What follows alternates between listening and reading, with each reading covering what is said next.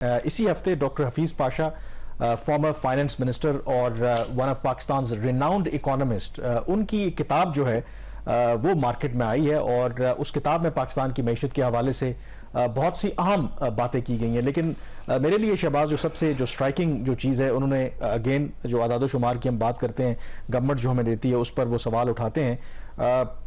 پچھلے 2 سال کے جو انہوں نے کہا ہے جو حکومت کے جو معاشی اعداد و شمار ہیں ان پر انہوں نے سوالات اٹھائے. مثلا جو تحریک انصاف کا جو آخری سال تھا پھر اس کے بعد ان کی حکومت چلی گئی غالباً 6.1% وہ گروتھ ریٹ کی بات کرتے ہیں.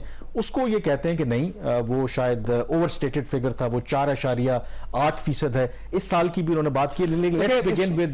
اس میں جو یہ صرف ڈاکٹر حفیظ پاشا کی یہ بک نہیں ہے, یہ ایک جرمن انسٹیٹیوٹ کی فنڈڈ کتاب ہے. ٹھیک ہے, ایسا نہیں ہے کہ صرف حفیظ پاشا صاحب کی اپنی اس کی اونرشپ ہے, خود ان کی اپنی بھی ایک کریڈیبلٹی ہے. بٹ آتھر تو وہی ہیں, آتھر وہی ہیں. اور چونکہ اب اس میں ایک فارن فنڈڈ بک ہے تو اس کی اہمیت اور زیادہ بڑھ جاتی ہے, کیونکہ اس کی رسپانسبلٹی جو ہے پھر کلیم کی صرف پاشا صاحب کی ہی نہیں رہتی, اس ادارے کی بھی رہتی ہے. یہ فریڈرک ای برٹس اسٹفٹنگ ان کا جو انسٹیٹیوٹ ہے جرمنی کا, اس نے اس کتاب کو فنڈ کیا اور اس کا ٹائٹل ہے leading issues in the economy of Pakistan agenda for reforms. اس میں ناظرین 2 باتیں انہوں نے بڑی سٹرائکنگ کی, اور بھی بہت ساری چیزیں. گروتھ کے حوالے سے 2 باتیں. یہ جو مالی سال 2021-22 ختم ہوا ہے جس میں جو G D P growth rate provisionally report کیا تھا پاکستان بیورو آف اسٹیٹسٹکس نے 6% کیا تھا پچھلے سال, اب اس کو ریوائز کر کے 6.1% کیا ہے. تو ڈاکٹر پاشا صاحب اپنی کتاب میں یہ کلیم کرتے ہیں کہ یہ نمبر 6.1% نہیں ہے, یہ 4.8% گروتھ ریٹ ہے. تو یہ نمبر ایگزیجریٹڈ ہے. نہ صرف یہ جو مالی سال ہے جس میں حکومت نے یہ کلیم کیا ہے کہ اس مالی سال میں جو گروتھ ہے پروجیکٹڈ وہ 0.3% کا ایسٹیمیٹ اپروو کیا ہے نیشنل اکاؤنٹس کمیٹی نے. پاشا صاحب یہ کہہ رہے ہیں کہ 0.3% نہیں ہے, یہ -1% ہے, اور جس کی وجہ سے جو گراس جو اوورال نیشنل انکم میں لاس ہوا وہ $16 بلین کا ہوا بیکاز آف -1% گروتھ. تو یہ میرا خیال ہے کہ یہ اس طرح کے جو کویشچنز آ رہے ہیں یہ کافی سنجیدہ ہیں اور تشویشناک بھی ہیں. پاکستان بیورو آف اسٹیٹسٹکس جو ہے وہ ابھی تک خاموش ہے, وہ اس کے اوپر کوئی بات نہیں کر رہا. اور اب اگر انٹرنیشنلی ایک آپ کی ایک فورن ایک ادارہ ہے پاکستان میں کام کر رہا ہے, ان کے پاس NOC بھی ہے پاکستان میں کام کرنے کا, ان کی کتاب اگر چھپ جاتی ہے اس کے آتھر چاہے حفیظ پاشا ہوں, تو یہ ایک انٹرنیشنل کریڈیبلٹی کرائسس بھی حکومت کے لیے بن سکتا ہے. اور یہ جو سارے ادارے ہوتے ہیں یہ ایک دوسرے انٹرلنکڈ ہوتے ہیں, بات کرتے ہیں. پاکستان کی طرح آئسولیشن میں یہ لوگ کام نہیں کرتے. تو اب ٹائم آ گیا ہے کہ حکومت اس چیز پہ سامنے آئے اور ود ڈیٹا یہ چیز ثابت کرے کہ جو نمبرز ہیں سال کی گروتھ کے وہ فج نہیں ہیں, اور پاشا صاحب کی کتاب میں جو کلیم کیا گیا وہ غلط ہے, یہ صحیح ہے. اس کے اوپر کامران کلیئرٹی آ جانی چاہیے. لیکن اب اس میں جو آگے انہوں نے ظاہر ہے کہ بہت سی ایسی باتیں کی ہیں. ابھی ہم پہلے حصے میں بات جو کر رہے تھے کہ جو زر مبادلہ کے ہمارے ذخائر ہیں اس میں کتنا بڑا پرابلم ہے, جو میرے لیے اس میں اور بہت سے ہمارے جو دیکھنے والے ہیں ان کے لیے بڑا یہ شاکنگ ہوگا. انہوں نے کہا ہے کہ جو پاکستان کے اس وقت جو فورن ریزروز ہیں وہ -$14 بلین ہیں. منی کہ مطلب ہے کہ ہمارا وہ پیسہ ہے ہی نہیں جو ابھی بھی پڑا ہوا ہے. تو اس کی ذرا وضاحت کریں, what does that mean؟ دیکھیں یہ نمبر سٹرائکنگ اس لحاظ سے نہیں ہے کیونکہ ہمیں اس نمبر کا عام لوگوں کو شاید نہیں پتا ہوتا نا, کہ اکثر ڈسکس کرتے رہتے ہیں. اس کو ایسے نمبر کو ورک آؤٹ کیا جاتا ہے کہ جو اسٹیٹ بینک آف پاکستان کے پاس غیر ملکی زر مبادلہ کے ذخائر کتنے ہیں اور اس نے اگلے 1 سال میں ادائیگی ہم نے غیر ملکی کتنی کرنی ہے, جو نیٹ اس نے ادائیگیاں کرنی ہے. اس وقت جو ریزروز ہیں وہ $4 ارب کے ہو جائیں گے. جب چین والا پرانا پیسہ ہم نے واپس کیا وہ واپس ہمیں دوبارہ مل گیا, اس کے بعد بھی یہ $4 ارب کے ریزروز ہیں. اس میں سے ابھی $900 ملین نیٹ نکلنا ہے. تو $4 ارب کے پاس کیا آپ کے پاس ریزروز ہیں, اور جو اگلی آپ کی ادائیگیاں 1 سال میں آ رہی ہیں جس میں انٹرنیشنل مانیٹری فنڈ کا قرضہ آپ نے کوئی واپس کرنا ہے, باقی جو شارٹ ٹرم آپ کی obligation state bank of Pakistan کے ریزروز کے اوپر, وہ جو ادائیگیاں ہیں وہ تقریباً بنتی ہیں $18 ارب کی نیٹ. تو اس نیٹ $18 ارب کو میں سے آپ $4 ارب مائنس کر دیں تو نیٹ انٹرنیشنل ریزرو آپ کا -$14 ارب ہم نقصان میں ہے. اس میں وہ پیسہ بھی شامل ہے جو پرائیویٹ ریزروز کا میں نے ابھی آپ کو بولا تھا فورن کرنسی اکاؤنٹس والا, کہ جو حکومت نے ناٹ حکومت اسٹیٹ بینک آف پاکستان نے وہاں پہ بورو کیا ہوا اس میں 1 سے 3 ماہ کے لیے, پھر کچھ ان کی 1 سال کے لیے بھی بوروئنگ ہوتی ہے. تو یہ نمبر الارمنگ ہے. اور اسی سے پھر آگے جڑا سوال کہ انہوں نے اپنا ایک جو فور کاسٹ دیا ہے کہ اگر IMF کے ساتھ ہمارا جو ہے نا پروگرام نہیں ہوتا تو اس سال کے اینڈ پر وہ یہ کہتے ہیں کہ جو ریئل جو ایکسچینج ریٹ ہوگا وہ کہہ رہے ہیں کہ $322 ہوگا. how authentic do you think this figure is? देखिए ये फोरकास्टिंग होती है, और उन्होंने अपनी बुक में इसके ऊपर 2-3 पेजेस लिखे हैं. Volatility of exchange rate chapter 10 है इसके अंदर, उसमें उन्होंने कुछ फार्मूला भी दिया हुआ है, और उनकी जो वर्किंग है नाज़रीन, उसके मुताबिक ये जो वर्किंग है उनकी, ये बेस कर रही है कि जो रिजर्व्स का लेवल है वो कितना है. उन्होंने इसकी जो बेस लिया है कि आपको इंपोर्ट्स के लिए कितना कवर चाहिए होता है. तो अगर 1 महीने का कवर हो पाकिस्तान के पास, जो कि इस वक्त 1 माह से भी कम है, तो उनके ख्याल में 30 जून को जो एक्सचेंज रेट की वैल्यू बनती है वो 322 रुपए का $1 बनता है. और अगर ये 1.2 महीने का हमारे पास कवर हो तो ये वैल्यू 288 रुपए बनती है. और अगर ये 1.4 महीने के बराबर हो हमारे पास रिजर्व्स का जो कुशन है, तो ये वैल्यू 264 बनती है. अब हमारे जो रिजर्व्स हैं वो 1 माह के लिए भी काफी नहीं है.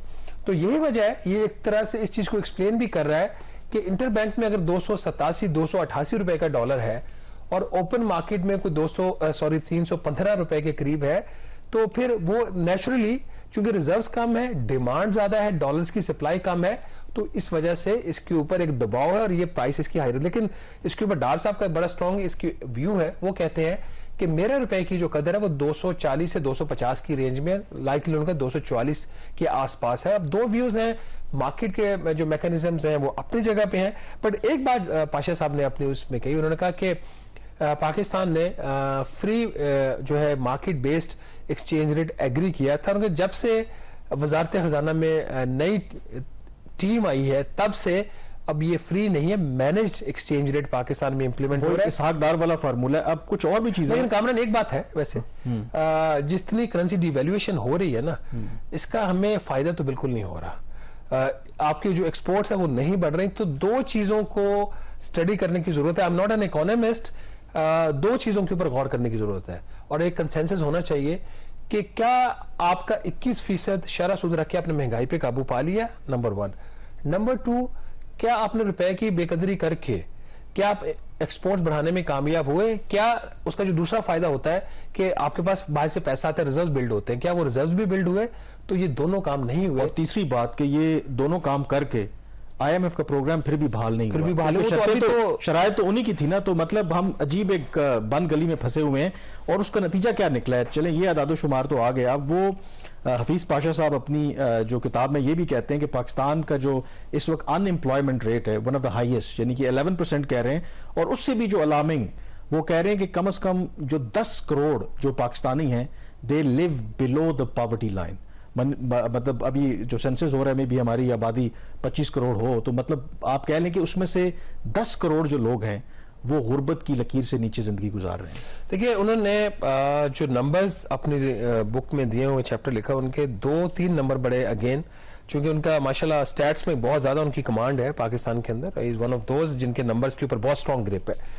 तो अनएम्प्लॉयमेंट का नंबर उन्होंने 10 से 11% की रेंज दी है.